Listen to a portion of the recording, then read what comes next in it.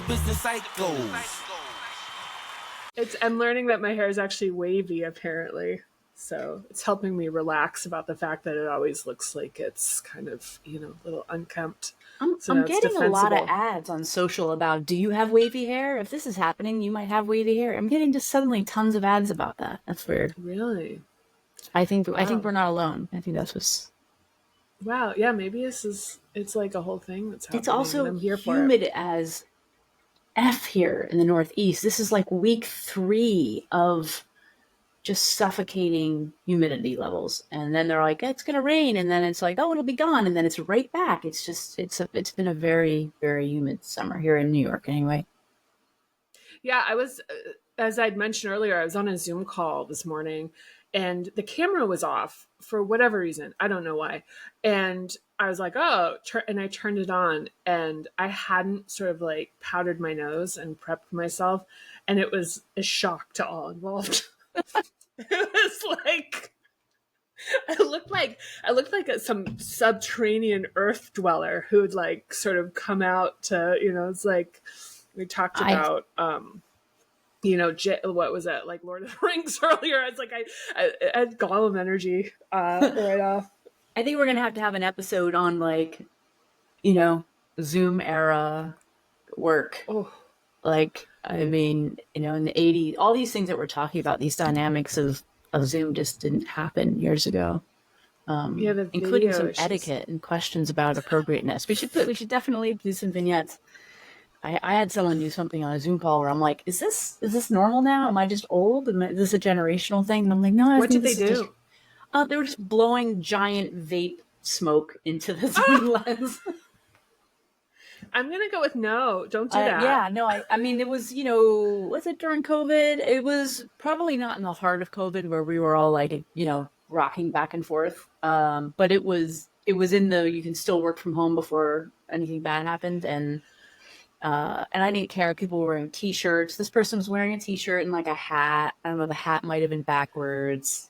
You catching the vibe. Yeah, no, I'm gonna say it has like Mad Men energy. It's like your highball and your cigarette. It's like, no, dude, this is no. I would have. I would have been casual. Okay. I have actually caught some. I have caught some people with like it gone, on and off. Or they come on after a quick second, and there's a little bit of trail of vape. I've caught that. I don't mind that. I don't mind a Don Draper side smoke. This was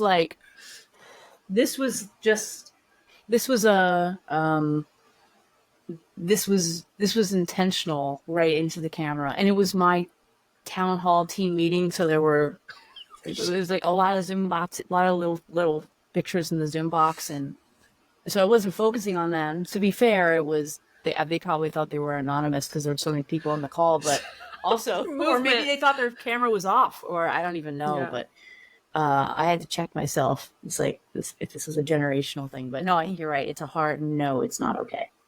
Yeah, it's a little bit, and also you don't know if they're like what they're smoking. I mean, not to be like it's kind of like, dude, what's going on here? Yeah, I'm gonna say hard pass on that, but open to be having my mind changed. Okay, yeah, we'll do an audience poll whether it's okay.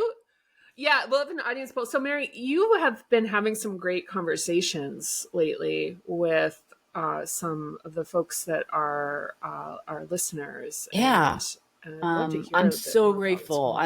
We have some, people are hitting us up, DMs, also our email, which will remind everybody in the comments of this episode that we have an email if you want to get in touch with us, and we've got a bunch of socials.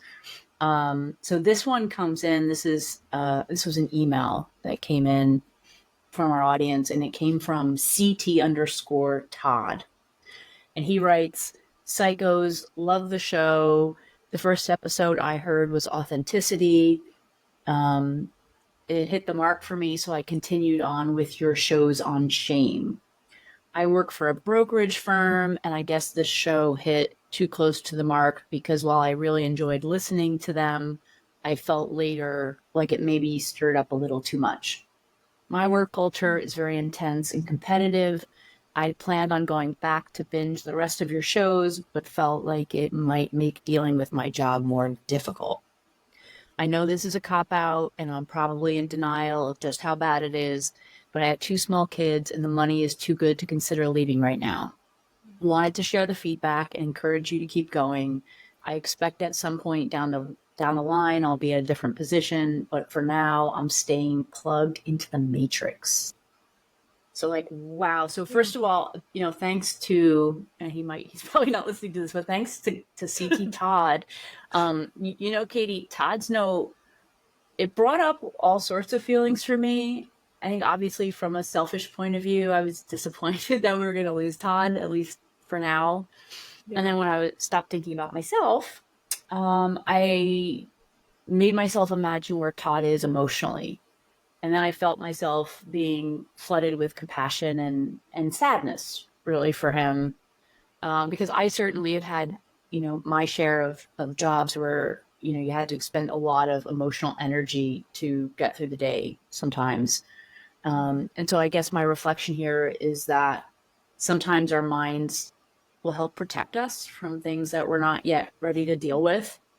And I think, Todd, when you do listen to this or watch us, you look and you're looking back at where you were, you had the insight to reflect that, you're battling an internal conflict in regards to having a well-paying job that might not be great for you emotionally.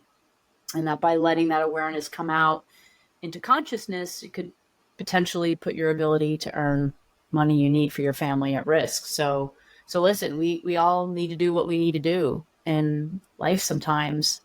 I respect Todd for his resiliency, and I hope for him a future where things aren't quite as hard.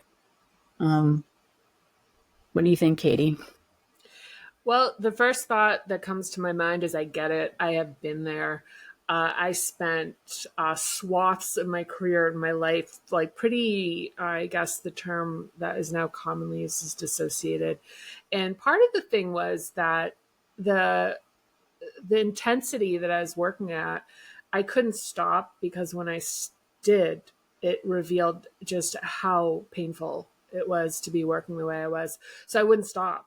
So I would just keep going. And so even like taking vacations where people would say, you really need to take a vacation, you're working too hard. I knew that the reveal on that was that it just created too much internal angst. So the idea was just sort of to double down and keep going. But, I had an end goal in mind, which was to make myself financially independent. And for folks who are supporting families, I think that there really is a reality to the fact that, I've always liked the saying, you do what you have to do until you can do what you want to do.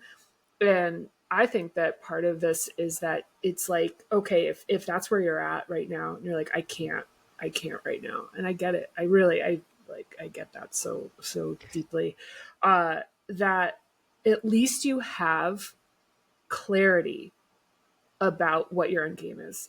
So if there's the sense that you're just so deep in this and there's no getting out, I think that is what leads to some of the despair. I mean, you talked about the founder of Fandango a couple of weeks ago, and I'd listened to another podcast about a man who'd worked at General Dynamics, had disguised the company that he worked at, who had been a very high contributing person who'd given up in despair and unalived himself very sadly. And I think that a lot of that has to do with losing perspective and context about what's happening and what you're doing, which is so easy to happen. I'm not saying this because I'm like, it's foolish to do it. I'm saying because it's so easy for that to happen.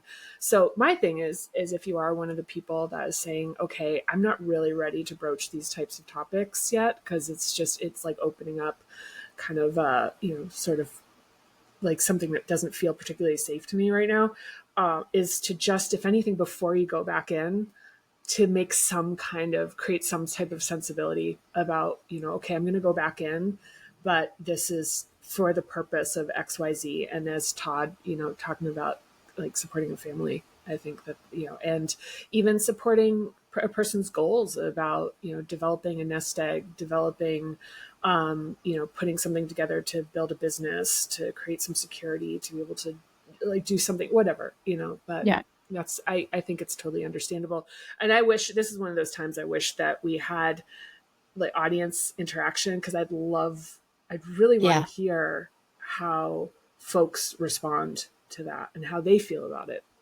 Yeah, I think this is one, and I think there's a number of reasons why people may or may not be as visible on our socials, because some folks feel like, you know, maybe you could connect who it is, Yeah. and there's a more protectiveness about it. But I totally agree. I would love to hear what others are saying and how they experience that story about Todd and how they feel about it. The decision to confront difficult truths, especially about your professional situation, is really yours alone. But to your point, what you were just speaking about, Katie, it's like the only thing I would say is don't ever allow it to come between you and your loved one's health and wellness. So, it's like, oh, I'm going to work at this brokerage firm. The kids are, I just need their college money, or I just need to pay off the house, or I just need to, okay, understandable. But if you start having dark thoughts, or you're not sleeping, your behavior, it's like when things start to turn. And we talked on another episode about having like personal health metrics that you kind of define for yourself. It's like, you need to know there's a point where none of it's worth it. I get that you want to pay off your house and the kids want to go to college, but when it's about your health, your mental health, your physical health, and I mean that you can't get back. That's like game over. So, um, I applaud Todd. I obviously don't want us to lose listeners. And I guess on some level, I'm grateful that there's something in what we're talking about that is starting to. That I think this is the other side of people's reaction to the show, Katie. That they're like, "Wow, this is stuff we're grappling with and talking about, and it's on my mind." But maybe for those folks, it's in a little bit more of a conscious space that they're able to kind of play around with, or their job situation isn't that dire. But interesting stuff. Yeah, and I think one final note I'd have on this, as far as for folks who are grappling with this absorption, is to be aware of the absorption. And and I think one of the things that also can get you is the rationalization process of making the job really important. And this is, and something where behaviors and beliefs where you start to really like magnify the reason that you're doing this stuff to try to like justify it. And if you can, I mean, this is really hard. I mean, this is all, I really sympathize. But if you can, and this goes to a lot of the things we're talking about this season, if you can compartmentalize to the best of your ability and keep things fenced in, so that your other, like the other facets of your identity are well, at least like stabilized, and not completely like left to wither, that like your relationships with people, your relationship with yourself, your feelings, your ability to have emotions, your ability to have a sense of the things that you care about, the things that bring you joy, like as far as like creative things and the books you like to read and stuff like that. As long when all of that stuff is crowded out, I think that's one of the things that is just being really aware of kind of what's happening isn't a representation of reality. It's a coping mechanism that's kind of gone off the rails. So yeah, thanks for sharing to the listener, and also everyone else. We'd love to hear from you. So last season, we did a show on authenticity where we argued against being genuine at work. Well, learning and manifesting our true nature, is a goal in personal development. It doesn't mean that the version of yourself that's fully actualized should be the one that goes to work. So check out episode 8 and learn a little bit more about that discussion. So if your true self doesn't go to work, who does? That's where your work persona comes in. So don't have one yet, or not sure if you do, no worries, we've got you covered. Let's talk about creating your own persona, a professional persona to deploy on your behalf each and every workday. So protect yourself, navigate the game, and achieve your career goals we're talking about creating work personas. Hey, fellow psychos, if you enjoyed the show, please click like, subscribe, and share it with other psychos you know. We'd also love to hear from you, so please hit us up on our socials. We're at Business Psychos Pod on Instagram, YouTube, and Facebook.